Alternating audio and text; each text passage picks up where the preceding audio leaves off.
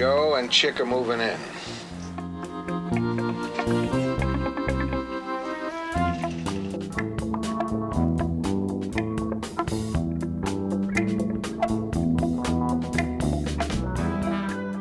David Gerber contacted me because I was the writing cop. I was an LAPD detective sergeant who had written 2 best-selling novels, The New Centurions, which became a movie with George C. Scott, and The Blue Knight, which was, I think, the first miniseries produced in the United States with William Holden and Lee Remick. David thought I would be the ideal person to create the first truly authentic and gritty cop show in the history of television. Those were his words. I can't imagine you doing anything else. Did you ever try? No. Well, most people try a lot of things. You're a very unusual man. Oh, yeah, I'm so unusual. I lost my family a couple of years ago. I was divorced. How's your wine? You want a ring? Yeah, it's delicious. All of this took place in 1972 when I had 12 years on the LAPD. I was still a working cop, even though I had the 2 bestsellers under my belt. I was still going to work every day. So my detective partner, Richard Kalk, and I used to drive up to Burbank Studios to talk to David Gerber and other executives about this idea he had. And I thought what David Gerber wanted it to be would have to be an anthology. We'd have different actors each week, so we could do whatever we wanted to these self-contained dramas. If we wanted to kill off the actors, we could kill them off.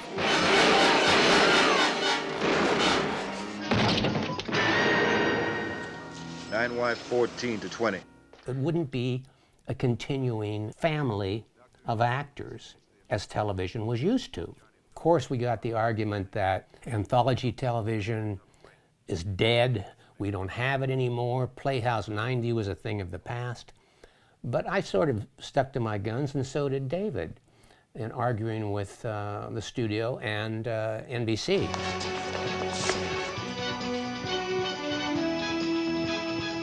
Police, freeze!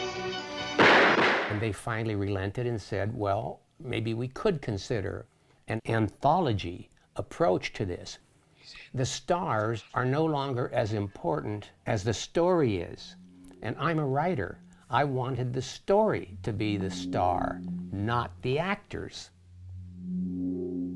That's how Police Story basically was conceived by David Gerber and myself. In addition to being an innovative, creative, terrific producer, he was a great salesman, and he sold it.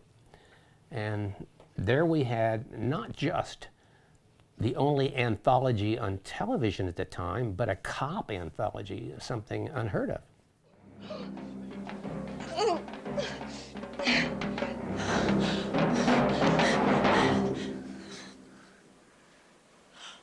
It's up to him, lady.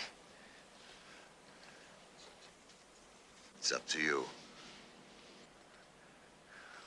She gets it first.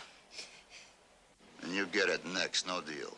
David and I just stuck with the concept that it had to be an anthology, and in that way, we could do police drama that was absolutely true to life, absolutely gritty. If a cop had to die, he died, and that was the end of that actor for that show. Daddy? What are you doing up, huh? I heard you and Mommy. Oh. Saw you on television tonight. You did, huh? You were with a dead man on a boat, Daddy.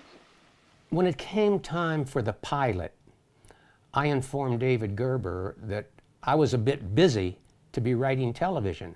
I was a full-time police detective, and I was writing novels.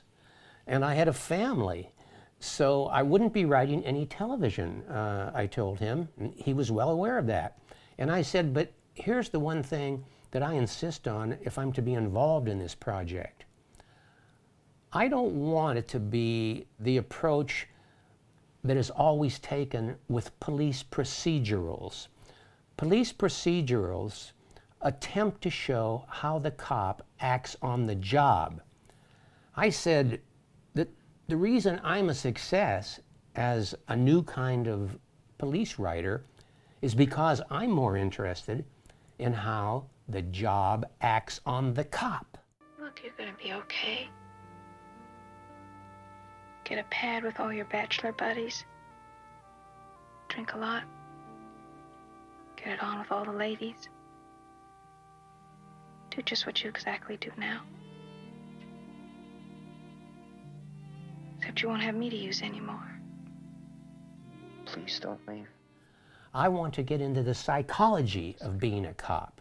I don't care about chases and shootouts and squealing tires and sirens. That isn't what makes up police work, at least not the interesting part of police work to me. It's the psychology of the job. It's the psychology of the cop. It's what happens to him after being out there on the streets and seeing not just the worst of people, but ordinary people at their worst. What does that do to the cop? Does that make him prematurely cynical? If it does, how does he go home and deal with his family? I said, I'm interested in all of that. I know this divorce has been very difficult for you. It has for me, too. And I'd like to ease things for both of us. Yeah, I'd like that too, Martha. I mean, it'd be nice. We were able to get a very good writer, E. Jack Newman, to write the pilot.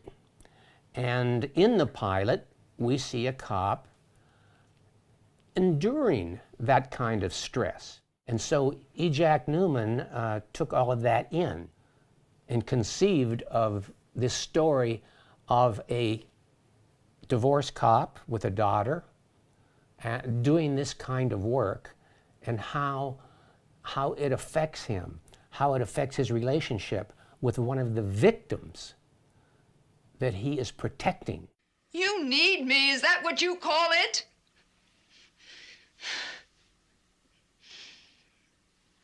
When I'm falling in love with you. Wait a minute, what is that supposed to mean? Love. I just left 6 years of it. I don't even know the difference anymore. Before Jack Newman could begin writing the pilot, I thought it would be a good idea to do something that had never been done before in television, certainly concerning cop. So my detective partner, Richard Kalk, and I put our heads together and came up with some LAPD officers who we thought were good storytellers, cops we worked with, cops we worked around, people who just seemed to have a sense, a dramatic sense for story. We took down 187 major felony suspects. We recovered almost $5 million in monies and property, and we have a 98% conviction rate! If the suspect lives to get into court. Oh, live!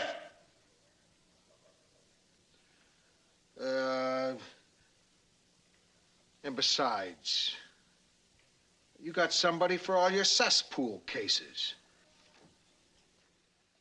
We had the idea of pairing up the writers, not just Jack Newman, who wrote the pilot, but other writers, with police officers who would give them ideas, anecdotes, dialogue, stories for their field of interest. If a writer felt that he wanted to write about vice, we'd get him some vice cops. If he wanted to write about burglary, we'd get some burglary detectives, and so forth. We've had another complaint from public relations on attitude.